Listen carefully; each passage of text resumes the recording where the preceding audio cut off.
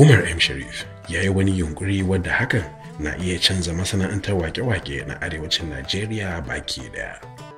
Umar M. Sharif ɗin dai na ɗaya ne daga cikin shahararrun mawaƙan Hausa wadda suka fi samun karbuwa a duniya baki daya. Sharif ba mawaƙi ne kaɗai ba, makaɗi ne kuma jarumi ne a fagen wasan fina-finan Hausa na arewacin Najeriya wadda aka fi sani da Kannywood. An haife shi ne a shekara ta 1997, 1987. Ya kuma yi karatun makarantar firamare da sakandare ne a Rigasa da ke jihar Kaduna a Najeriya.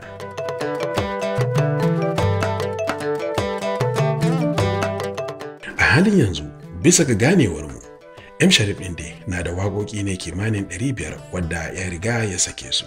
Kaɗan daga cikinsu su ne Duniya ce, Nadia, Madubi, Jinin jikina, Mai atamfa, Bakan damiya, Babbar yarinya da dai sauransu. Umar M. Sharif ɗin na da waƙoƙi da yawa wadda ma ya riga ya sake su kwanan nan.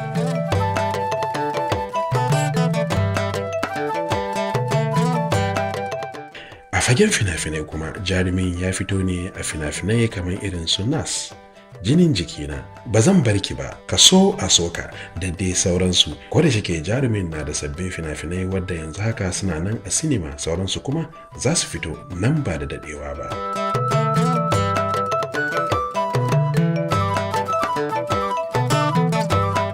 Umar M. Sharif ya fitar da sabuwar waka mai taken Sabada tare da haɗin kan shahararren mawaƙin kudancin Najeriya, Korede Bello, wadda mutane da yawa na yi wa wannan haɗakar kallon cewa hanya ne da zai kawo babban ci gaba ga masana'antar wake-waken arewacin Najeriya baki ɗaya. Wasu kuwa na cewa abin ya bude ƙofa ne na kawo cuɗanya tsakanin mawaƙan kudancin Najeriya da ma na arewacin Najeriya. Wasu kuwa suna gani lalle masana'antar wake-waken arewacin Najeriya ya samu ci gaba mai tasiri.